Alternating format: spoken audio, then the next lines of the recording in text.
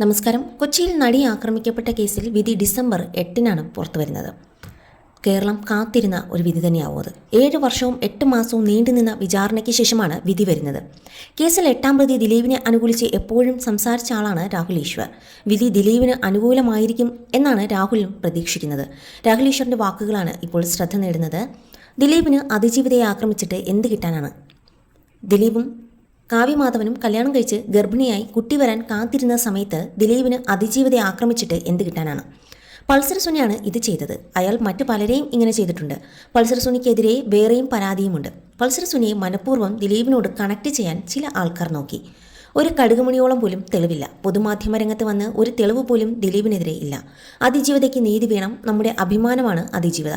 അതോടൊപ്പം വ്യാജക്കേസിൽ കുടുക്കിയ ദിലീപിനും നീതി വേണം. പൾസർ സുനിയും കൂട്ടാളികളും ശിക്ഷിക്കപ്പെടണം. എന്നാൽ അന്യായമായി ഈ കേസിലേക്ക് വലിച്ചിഴക്കപ്പെട്ട ദിലീപിന് നീതി ഉണ്ടാകണം. ഇടയ്ക്ക് പറഞ്ഞിരുന്നത് മാഡമാണ് ഇതിന് പിന്നിലെന്നാണ്. പാവം കാവ്യമാധവന് വരെ ഈ കേസിലേക്ക് വലിച്ചിടാൻ നോക്കി. കാവ്യയുടെ അമ്മയെ വരെ ഈ കേസിലേക്ക് വലിച്ചിഴക്കാൻ ശ്രമിച്ചില്ലേ? എത്ര ഗൂഢാലോചന ദിലീപിനെതിരെ നടന്നു. ബാലചന്ദ്രകുമാർ അടക്കം എന്തൊക്കെ ആരോപണങ്ങൾ കൊണ്ടുവന്നു. എവിടെ പോയി ഇതെല്ലാം? ദിലീപിനെതിരെ നുണകളുടെ പെരുമഴയായിരുന്നു നമ്മൾ തിരിച്ചറിയണമെന്നും രാഹുൽ ഈശ്വർ വാദിക്കുകയാണ്. അതേസമയം നടി ആക്രമിച്ച കേസിൽ ഇടപെട്ട സമയത്ത് PT തോമസിന് നേരെ വധശ്രമം ഉണ്ടായതായി പോലും സംശയിക്കുന്നുവെന്ന് ഭാര്യയും തൃക്കാക്കര MLA-മായ ഉമാ തോമസ് പറഞ്ഞുകൊണ്ട് രംഗത്തെത്തിയിരുന്നു. മൊഴി രൂക്ഷമാകാതിരിക്കാൻ ആവശ്യപ്പെട്ട് ചില ഇടപെടലുകളും ഉണ്ടായിട്ടുണ്ടെന്നും ഈ കേസിൽ നടിക്ക് നീതി കിട്ടണമെന്നും ആത്മാർത്ഥമായി ആഗ്രഹിക്കുന്നുവെന്നും ഉമാ തോമസും പറയുകയായിരുന്നു. ഡിസംബർ 8-ന് കേസിന്റെ വിധി വരുന്നു എന്ന് കേട്ടപ്പോൾ തന്നെ അന്നത്തെ രാത്രിയാണ് ഓർമ്മ വന്നത്. PT വീട്ടിൽ നിന്നും കിടന്നതായിരുന്നു. താൻ ചില ജോലികൾ ചെയ്തുകൊണ്ടിരിക്കുകയായിരുന്നു. ആ സമയത്ത് PT വീണ്ടും ഡ്രസ്സ് ചെയ്ത് പുറത്തേക്ക് പോയി. ഒരു അത്യാവശ്യമായിട്ട് പോവുകയാണ് ഉമേ എന്നാണ് പറഞ്ഞത്. പോയി വന്ന PT ആ രാത്രി ഉറങ്ങിയിട്ടേയില്ല. സ്വന്തം മകൾക്ക് സംഭവിച്ചതുപോലുള്ള വേദനയായിരുന്നു PTക്ക്. ഇങ്ങനെ സംഭവിച്ചു പോയല്ലോ എന്ന് പറഞ്ഞ് വീണ്ടും വീണ്ടും പരിതപിക്കുകയായിരുന്നു. ഏറ്റവും വലിയ വേദന തോന്നുന്നത് വിധി വരുമ്പോൾ അത് കേൾക്കാൻ PT ഇല്ലല്ലോ എന്നതാണ്. PT അന്നവിടെ ചെന്നില്ലായിരുന്നുവെങ്കിൽ അത് തേനുമാനു പോയേനെ എന്നൊരു പരിധിവരെ വിശ്വസിക്കുന്നു.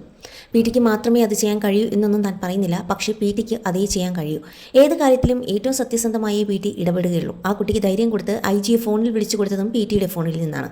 PT 3 ദിവസം ഇതുമായി ബന്ധപ്പെട്ട് മൊഴി കൊടുക്കാൻ പോയിരുന്നു. രാവിലെ പോയിട്ട് വൈകിട്ട് വരെ മൊഴി കൊടുത്തു എന്നാണ് വന്നത്. അതിലൊക്കെ ചെറിയ പ്രശ്നങ്ങളുണ്ടായിരുന്നു. മൊഴി കൊടുക്കുന്നത് അത്ര രൂക്ഷമാകരുത് എന്നുള്ള ചിലരുടെ ഇടപെടലൊക്കെ ഉണ്ടായിരുന്നു. PT പറഞ്ഞത് ഞാൻ ഒന്നും കൂട്ടി പറയില്ല, പക്ഷെ ഒന്നും തന്നെ കുറച്ച് പറയാനും ഞാൻ തയ്യാറല്ല എന്നായിരുന്നു. ഇതുമായി ബന്ധപ്പെട്ട് PT ഒരു ദിവസം ഉപവാസം ഇരുന്നു. അന്ന് ഫ്രണ്ട്സ് ഓഫ് PTയുടെ നേതൃത്വത്തിലായിരുന്നു ആ സമരം. അന്വേഷണം നടക്കണം എന്നും ആരാണ് ഇതിന് പിറകിലെന്ന് പുറത്തു വരണം എന്നുമൊക്കെ അദ്ദേഹം ആഗ്രഹിച്ചുള്ളൂ. ഒരാളുടെ പേരും PT എടുത്തു പറഞ്ഞിട്ടില്ല. ഒരാളും കുറ്റക്കാരനാണെന്നും അദ്ദേഹം പറഞ്ഞിട്ടില്ല.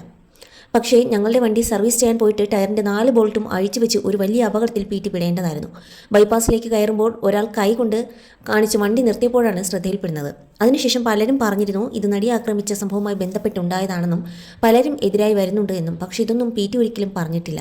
ബോധപൂർവമായ ഒരു അപായപ്പെടുത്തൽ ശ്രമമാണ് നടന്നതെന്ന് സംശയമുണ്ട്. സർവീസിന് പോയ വണ്ടി ഒരിക്കലും ഡബിൾ ചെക്കിംഗ് ഇല്ലാതെ പുറത്തേക്ക് ഇറങ്ങില്ല.